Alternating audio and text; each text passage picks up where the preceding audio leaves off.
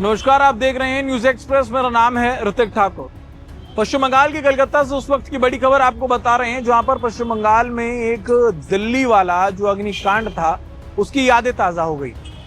कोलकाता में, सेंट्रल कोलकाता की अगर बात करें तो यहाँ पर मिर्जा गालिब रोड के पास एक होटल है जिसमें भयानक आग लगी है और इस अग्निकांड में लगभग एक बच्चा समेत 9 लोगों की जान चली गई।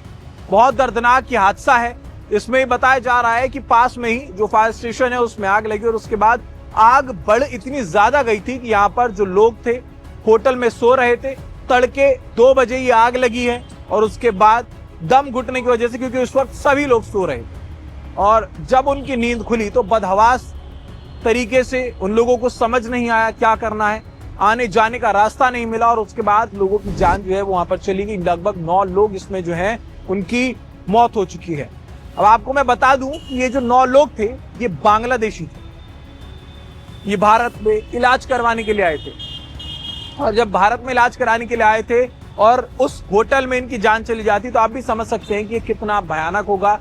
जब कोई इंसान ये सोच करके आता है कि वो दूसरे देश जा रहा है, वो इलाज करा लेगा, एक बेहतर काया है, निरोगी काया है, उसको पाने के लिए आए थे, लेकिन ये नहीं पता था कि इस तरीके की जो घटना है वो भारत में उनके साथ हो जाएगी, ये हाल उनका हो जाएगा। हालांकि जैसे ही इस घटना के बारे में पता लगा तो वहां पर तुरंत जो है टीम पहुंचती है, फायर ब्रिगेड की टीम पहुंची, अग्निशमन को लेकर के वहां पर पहुंचते हैं और उसके बाद लगातार जो काम है आग बुझाने का काम किया जा रहा था।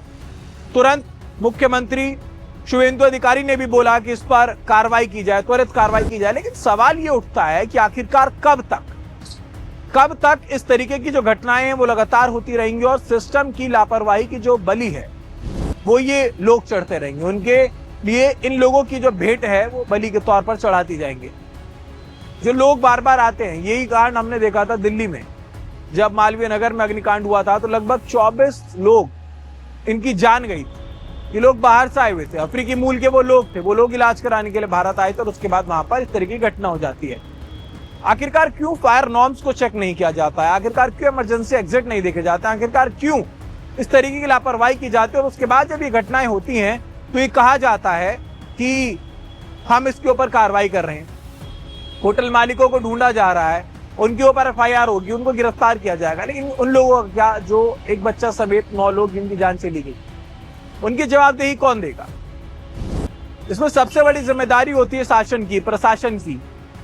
आप होटल के पास, हॉस्पिटल के पास अगर कोई होटल खुलता है जहां पर सबसे ज्यादा लोग आते हैं, इंटरनेशनल लोग वहां पर वीजा लेकर के इलाज कराने के लिए आते हैं, तो उन हॉस्पिटल्स के पास वाले होटल्स का सबसे ज्यादा निरीक्षण होना चाहिए, देखना चाहिए कि क्या उनकी स्थिति ठीक है, वो जर्जर हालत में तो नहीं है, उनके पास फायर नॉर्म्स तो हैं, उनके पास इमरजेंसी एग्जिट तो है, टाइम पर रिन्यूअल कराया नहीं कराया। ये सारी चीजों की जिम्मेदारी शासन प्रशासन की होती है। लेकिन बावजूद इसके कुंभकर्णी नींद में जो ये लोग सोते हैं, इनकी वजह से बाकी के जो लोग हैं, जो मासूम जाने हैं, वो चली जाती है।